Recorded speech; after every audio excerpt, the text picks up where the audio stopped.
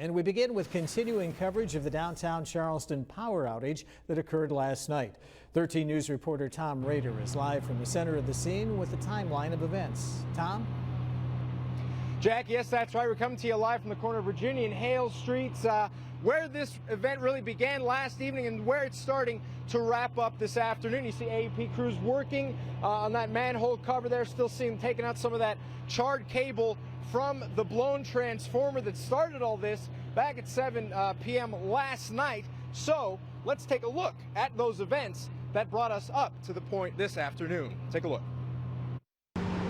It began around 7 p.m. last evening when witnesses began noticing smoke rising from the manhole covers in the area of Hale and Virginia Streets in downtown Charleston. It's not like it's never happened before, but to this magnitude, was quite a experience last night for our first responders. AEP and the Charleston Fire Department arrived on scene to assess and control the situation.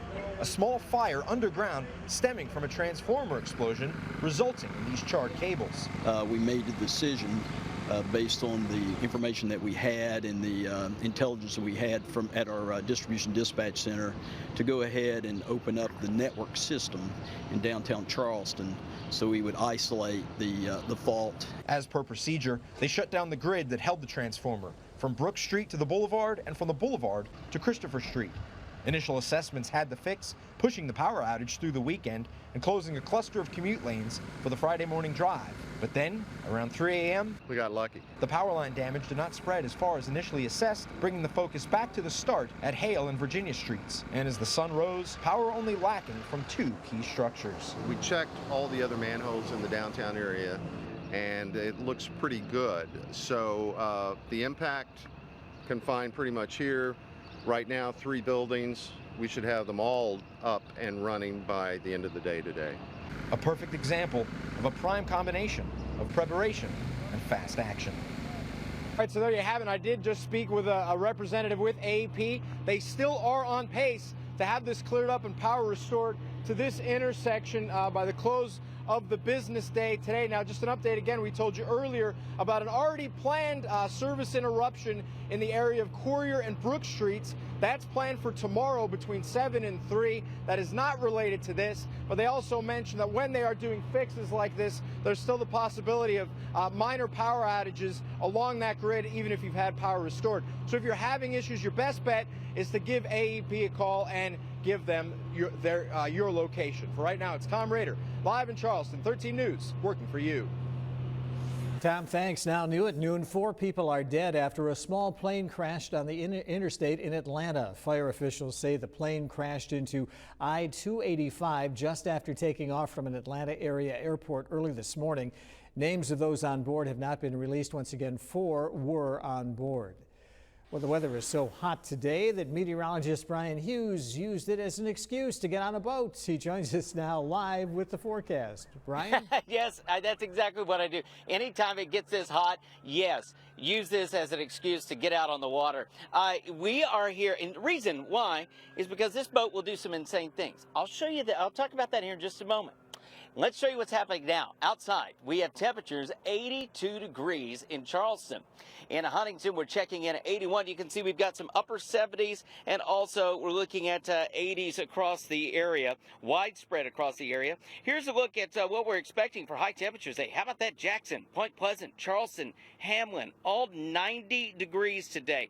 That's just incredible, but there is a chance that we might see one little shot at a shower. So we're going to go for 20% chance of some showers for today. Now, this is going to be like a garden variety type of shower, nothing that's going to just absolutely wash out the day. Very similar to what we've seen over the past couple of days. Now, we're here in St. Albans. Right behind us, that's Lou Wendell Marine. That's Mike Wendell right there. He's running the boat today. And this is a pontoon boat. Now, you might think, okay, pontoon boat, you just kind of putt-putt around just to enjoy the day. Yes, you can do that on some of them, but not this boat. This one will do nearly 70 miles an hour on smooth water. We've got smooth water, Jack. And we're going to see what we can do about pushing this boat to its limits. And we'll all do it live coming up here in just a bit. Plus, we'll have a look at your Mother's Day forecast. We'll do that all from St. Albans in just a bit. Back to you. All right, thank you, Brian. Cleanup is underway in central Oklahoma after tornadoes left massive damage. Last night, North Texas got slammed too, and forecasters say more severe weather is on the way. Don Champion has the latest from Norman, Oklahoma. A mangled freight train is scattered across the tracks in northern Texas. Transportation officials are investigating whether heavy rains may have washed out the tracks, causing the derailment. 4 workers suffered minor injuries. An apparent lightning strike sparked a massive fire at a natural gas well near Dallas. No one was hurt. This one means business. Severe weather has been battering the southern plains. Another suspected tornado caused damage overnight in North Texas, and heavy rains left behind floodwaters. In Sanger, Texas, the Stewick family is cleaning up after a hectic night. Water started rushing into their home just after midnight. Within an hour, it was about 3 feet. Here at the government's Storm Prediction Center in Norman, Oklahoma, meteorologists say the threat of tornadoes will only get higher this weekend.